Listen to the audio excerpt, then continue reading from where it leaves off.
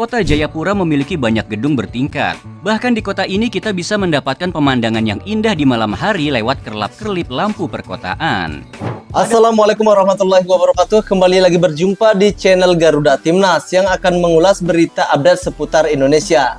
Nah, di video kali ini kita akan membahas tentang salah satu provinsi Indonesia yang mengalami kemajuan dibandingkan dengan negara tetangga. Nah, seperti kita tahu, Papua itu terbagi menjadi dua. Ya, ada Papua milik Indonesia serta Papua Nugini yang berdiri sendiri membentuk negaranya sendiri. Nah, di video kali ini kita akan mereaksi salah satu channel YouTube dari Remedial yang judulnya Cemburu pada Kemajuan Papua. 7 perbandingan Papua Nugini tertinggal jauh dari Papua. Nah, di sini kita bisa melihat bagaimana perbandingan kualitas dari Papua maupun Papua Nugini yang menjadi negara tersendiri. Nah, untuk link video aslinya saya sudah sertakan di deskripsi video ini.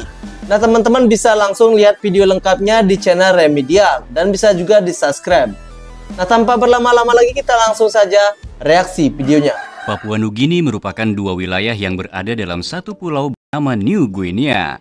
Papua sejak zaman kemerdekaan masuk dalam wilayah NKRI karena dijajah oleh Belanda, sementara Papua Nugini yang kini berdiri sebagai negara mandiri tidak masuk wilayah Indonesia karena bukan bekas jajahan Belanda, melainkan jajahan Jerman, Inggris, dan Australia. Kini di era pemerintahan Jokowi, Papua mulai diperhatikan. Beberapa pembangunan besar berhasil dilakukan. Mulai dari Stadion Papua Bangkit, pembangunan bandara, hingga pembangunan jalan Trans Papua. Sangat maju. Lalu kira-kira bagaimana potret Papua Nugini saat ini?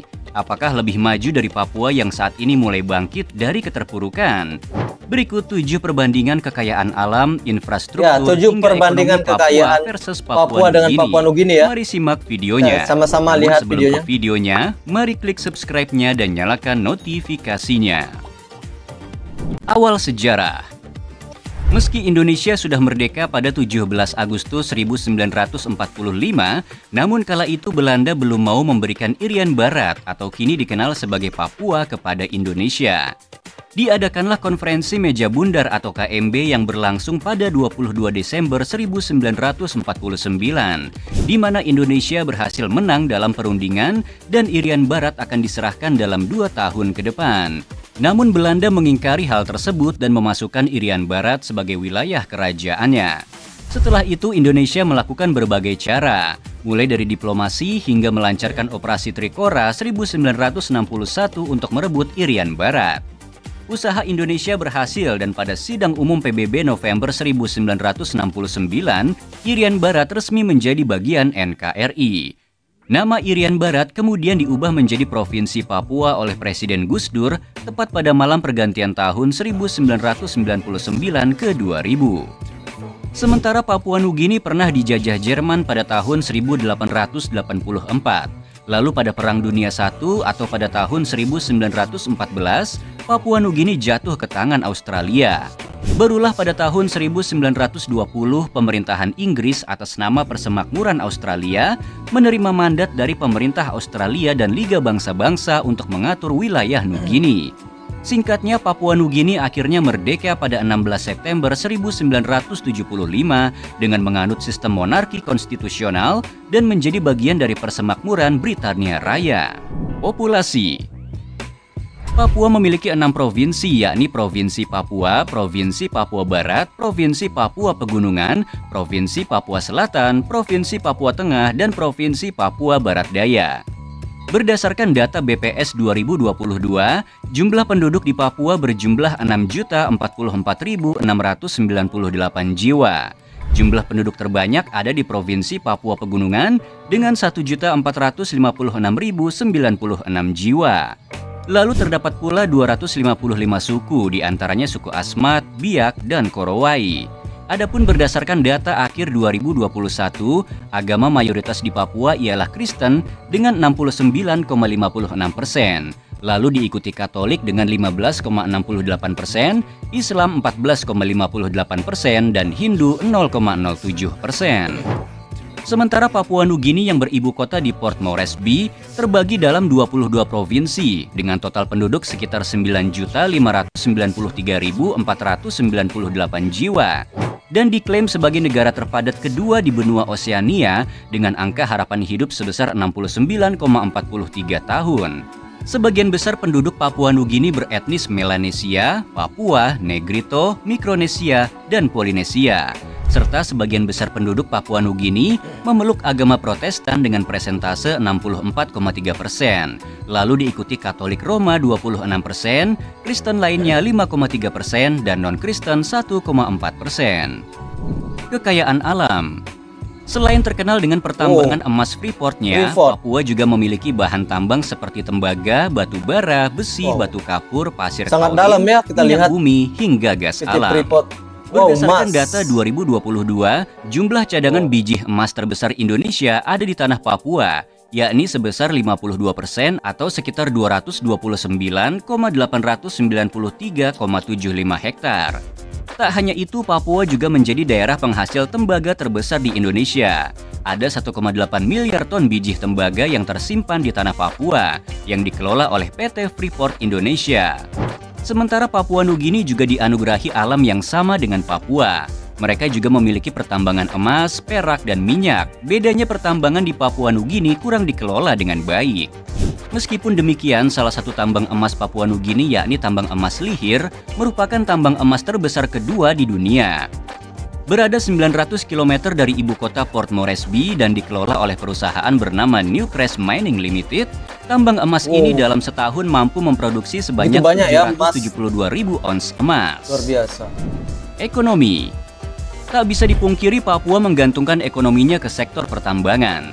Meskipun demikian, Papua juga memiliki kekuatan di sektor lain, seperti perkebunan dengan sagu, kakao, kopi Arabica, dan karet sebagai komoditas andalannya.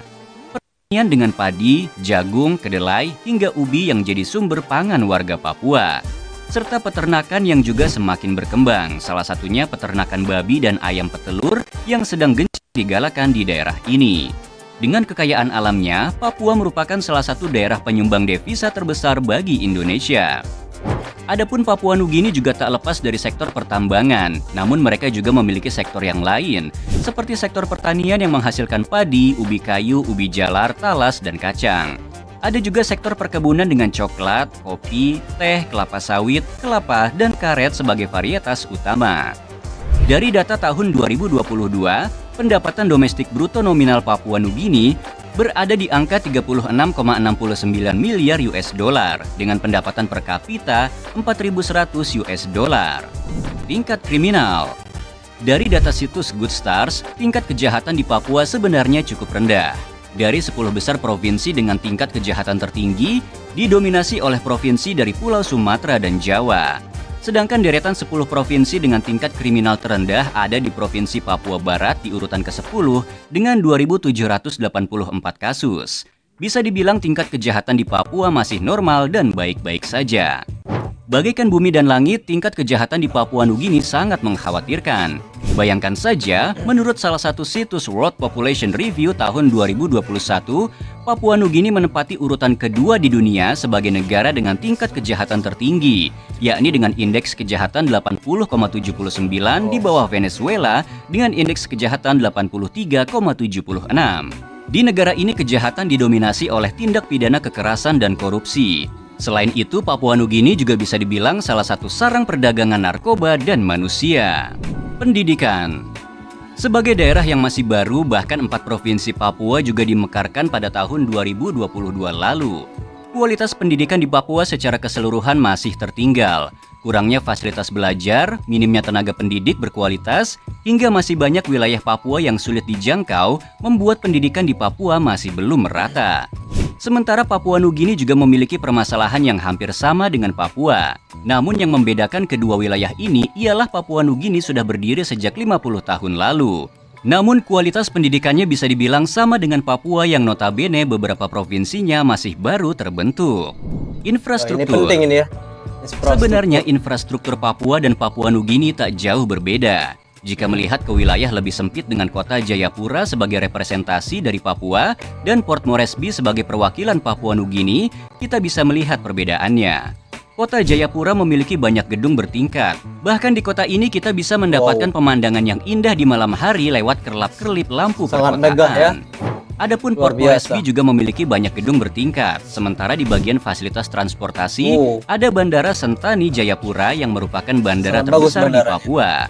Sedangkan di Port Moresby ada Port Moresby Jacksons International Airport yang merupakan bandara terbesar di negara ini. Jadi kalau dibuat perbandingan siapa yang paling maju di antara provinsi Papua dan negara Papua Nugini, rasanya tidak berlebihan Papua masih lebih maju untuk saat ini. Kira-kira setujukah kalian guys? Jangan lupa ditulis di kolom komentar ya pendapat kalian. Bye-bye. Nah teman-teman, tadi kita sudah lihat perbandingan antara negara Papua Nugini dengan provinsi Papua yang ada di Indonesia. Mulai dari kekayaan alamnya serta kecanggihan tenaga elektroniknya. Ya, kita lihat bagaimana perbandingan yang hampir sama namun lebih unggul ke provinsi Papua. Ya, kalau kita lihat dari segi fasilitasnya, dari segi kekayaan alamnya juga dikelola dengan baik. Ini mempertandakan bahwa Papua sedikit lebih baik dengan negara Papua Nugini. Nah, buat teman-teman yang mempunyai saran serta masukan, langsung saja tulis di kolom komentar. Jangan lupa juga dukung channel ini agar terus bisa berkembang, memberikan hal-hal yang positif buat kalian semua. Untuk itu saya akhiri. Assalamualaikum warahmatullahi wabarakatuh.